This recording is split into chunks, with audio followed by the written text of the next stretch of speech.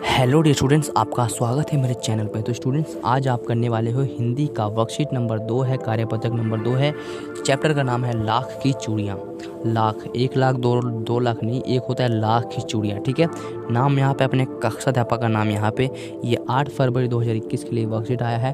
तो बच्चों, पिछले कार्यपत्रक में हम 1 से 1 में हमने पढ़ा कि बबलू गांव में लाख की चूड़ियाँ बनाने का काम करता है और वह लेखक को सुंदर सुंदर लाख की गोलियाँ बनाकर देता है। बबलू नीम के पेड़ के नीचे अपना काम करता था। वह भट्टी में लाख पिघलाया करता और लकड़ी की चौखट पर लाख के मुलायम होने पर उसे सलाख के सामने पतला करके चूड़ी का आकार देता। बाद में वह उन पर रंग करता। अब आगे, ठीक है, हमने यहाँ तक पढ़ लिया था कार्यपत्रक नंबर 1 में। अब है कार्यपत्रक नंबर 2। तो यहाँ से स्टार्ट होता है। बबलू यह कार्य सदा ही एक मचिए पर बैठ कर किया करता। ठीक है, तो हमने पढ़ लिया था बैठ कर बनाता था, जो बहुत ही पुरानी थी। ठीक है, तो बगल में उसका हुक्का रखा रहता था जिसे वह बीच बीच में पीता रहता। गांव में मेरा दोपहर का समय अधिकतर बबलू के पास बीतता। वह मुझे नला कहा करता और मेरे पहुंचते ही मेरे लिए तुरंत एक मछिया मंगा देता। मैं घंटों बैठे बैठे उसे इस प्रकार चूड़ियाँ बनाते देखता रहता। लगभग रोज ही वह 4-6 जोड़े चूड़ियाँ बनाता।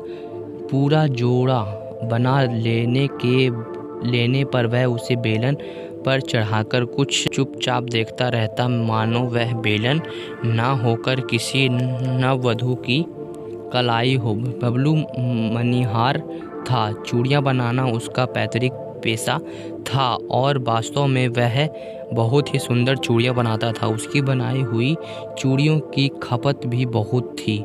उस गांव में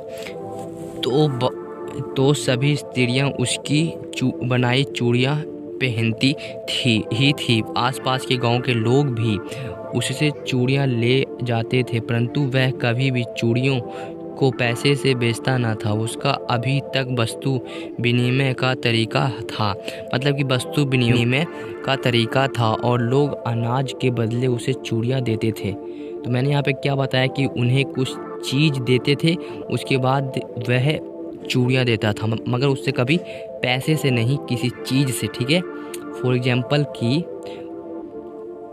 ठीक है, लोग अनाज के बदले उसे चूड़ियाँ ले जाते थे। बबलू स्वभाव में बहुत सीधा था। मैंने कभी भी उसे किसी से झगड़ते नहीं देखा। हाँ, शादी विवाह के अवसरों पर वह अवश्य जिद पकड़ जाता था।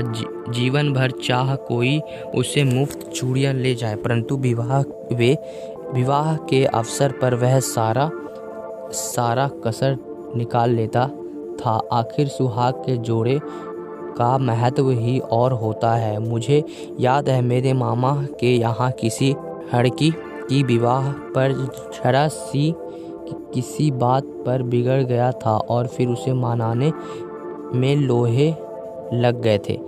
विवाह में इसी जोड़े का मूल्य इतना बढ़ जाता था कि उसके लिए उसकी घरवाली को सारे वस्त्र मिलते, ढेरों अनाज मिलता, उसको अपने लिए पगड़ी मिलती और रुपए जो मिलते सो अलग ही। संसार में बबलू को किसी बात से चिढ़ थी तो वह थी कांच की चूड़ियाँ से।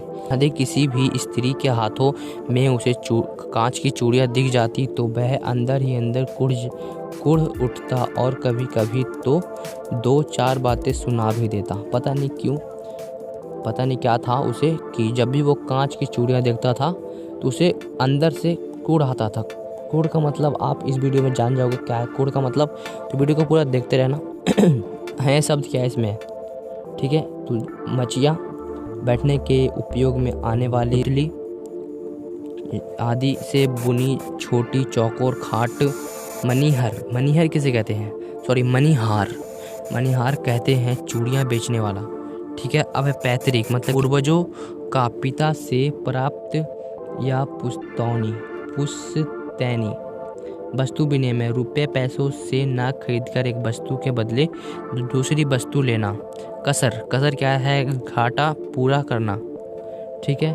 प्रश्न नंबर 1, सोच कर लिखिए कि आप अपने मित्रों या भाई बहन से किस प्रकार वस्तु विनिमय करते हैं। वस्तु विनिमय मतलब कि उनसे आप पैसे नहीं लेते हैं, किसी वस्तु के बदले उन्हें वस्तु देते हैं। ठीक है, ये आपको याद रखना है। वस्तु विनिमय का मतलब यही है। सो डियर स्टूडेंट्स, हाँ, कभी कभी मैं अपने भाई के साथ में वस्तु विनिमय करता हूँ, जैसे कि मैं उसे अपना कोई खिलौना देकर उससे खाने की चीज़ या चॉकलेट ले लेता हूँ। ठीक है, तो यही इसका आंसर है। आप भी शायद करते होंगे, मतलब कि आप अपने भाई या बहन के साथ कोई वस्तु उन्हें देते होंगे और उसके बदले आप कौन सी चीज़ लेते हैं वो यहाँ पे लिख देना। अगर चॉकलेट नहीं लेते हो तो चॉकलेट मत लिखना। अगर कुछ खाने की लिखते हो तो खाने की लिख देना। ठीक है, तो आई होप आपको वीडियो समझ में आ रहा होगा। आप देखते हैं प्रश्न नंबर 2 क्या है। सो स्टूडेंट्स, प्रश्न नंबर 2 है कि बबलू गांव की स्त्रियों के हाथ में कांच की चूड़ियाँ पहने देख गुस्सा क्यों होता था, बताना। सो देखो, प्रश्न नंबर 2 का उत्तर यहीं से आपको मिलेगा। बबलू को गांव की स्त्रियों के हाथ में कांच की चूड़ियाँ देखकर बहुत गुस्सा आता था, क्योंकि वह लाख की चूड़ियाँ बहुत मेहनत से बनाता था और उसे यह अच्छा नहीं लगता था कि कोई उसकी लाख की चूड़ियाँ नहीं पहनकर कांच की चूड़ियाँ पहने। ठीक है, तो यही इसका उत्तर था कि बबलू को कांच की चूड़ियों को देखकर गुस्सा क्यों आता था, क्योंकि वह इतनी मेहनत से लाख की चूड़ियाँ पहनता था और उसे नहीं पहनता था, तो इसलिए उन्हें गुस्सा आता था। सो स्टूडेंट्स, अब देखते हैं प्रश्न नंबर 3 क्या है कि कहानी में आए किन पंक्तियों से पता चलता है कि बबलू को अपने काम से बहुत प्यार था। तो किन किन पंक्तियों से पता लगता है इनमें, बताओ। सो स्टूडेंट्स, प्रश्न नंबर 3 का भी उत्तर देख लेते हैं। बबलू अपने काम से बहुत प्यार करता था, जैसे कि वह हर रोज़ 4 से 5 लाख के चूड़ियों के जोड़े बना लेता था और उन्हें बेलन पर चढ़ाकर चुपचाप देखता रहता था, जैसे कि किसी नववधू की कलाई को देख रहा हो। इससे पता चलता है कि वह अपने काम से बहुत प्यार करता था। ठीक है, तो यही इसका आंसर हो जाएगा प्रश्न नंबर 8 का। आई होप आपको वीडियो, प्रश्न नंबर 8 नहीं, प्रश्न नंबर 3। आप तो 8वीं कक्षा के स्टूडेंट हो ना। ठीक है, तो ये हो गया हमारा प्रश्न नंबर 3 का कंप्लीट। अब देखते हैं प्रश्न नंबर 4। प्रश्न नंबर 4 ये है कि कहानी में मुहावरे का प्रयोग हुआ है, जैसे लोहे लगना यानी बहुत मेहनत करना। गद्यांश में आए मुहावरों को खोज कर उन्हें अर्थ भी लिखिए। तो यहाँ पे देखिए, यहाँ पे मुहावरा आया। ठीक है, मुहावरा को एक यहाँ पे बताया गया है कि लोहे, तो इसमें और भी बहुत सारे मुहावरे आए हैं। तो देखिए, इनमें से कुछ मैं मुहावरे अभी बता देता हूँ आपको। तो देखोगे इस वाले वर्कशीट के लास्ट लाइन में कि अंदर ही अंदर कूढ़ना। ठीक है, अंदर ही अंदर कूढ़ना भी एक कहावत है, मुहावरा है। और 2-4 यहाँ पे देखिए 2-4 बातें सुना देता। ठीक है, 2-4 बातें सुना देता। ठीक है, तो इसका आंसर अब मैं दिखाऊंगा। चलो देखते हैं इसका आंसर कहाँ से। पहले वीडियो स्टॉप करता हूँ। सो स्टूडेंट्स, ये रहा कुछ मुहावरे।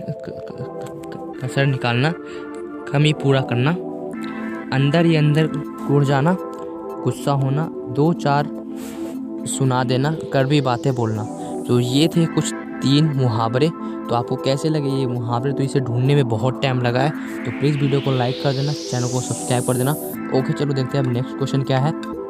डियर स्टूडेंट्स, प्रश्न नंबर 5 है कि आप छुट्टियों में जिनके घर जाते हैं उनके घर की दिनचर्या आपके घर से अलग कैसे होती है, लिखिए। मतलब कि आप जब आपके घर में छुट्टी होता है तो आप किसके घर में जाते हो, तो उसके घर में आप दिन कैसे बिताते हो और आप अपने घर में कैसे बिताते हो, तो उसमें क्या अलग है और कैसे अलग होती है वो आपको लिखना है। देखिए, ये आपको खुद ही लिखना है कि आप किसके घर जाते हो वो मुझे पता नहीं है। ठीक है, आप उस घर में कितने समय बिताते हैं वो भी नहीं पता है। तो प्लीज़ ये वाला बात आप खुद ही करो। ठीक है, सो लेट्स मिलते हैं अगले नेक्स्ट वीडियो में। तब तक के लिए गुड बाय। एक थम्स अप कर देना, बिल्कुल इस इमोजी की तरह एक थम्स अप कर देना। जो नीचे में लाइक बटन दिख रहा होगा तो उसको लाइक कर देना और कमेंट करेंगे आपको वीडियो कैसा लगा। ओके, मिलते हैं अगले नेक्स्ट वीडियो में। तो प्लीज़ प्रश्न नंबर 5 को आप खुद ही कीजिए। ठीक है, सो मिलते हैं अगले नेक्स्ट वीडियो। तब तक के लिए गुड बाय। आपको वीडियो कैसा लगा कमेंट करके बताएं जरूर हमें।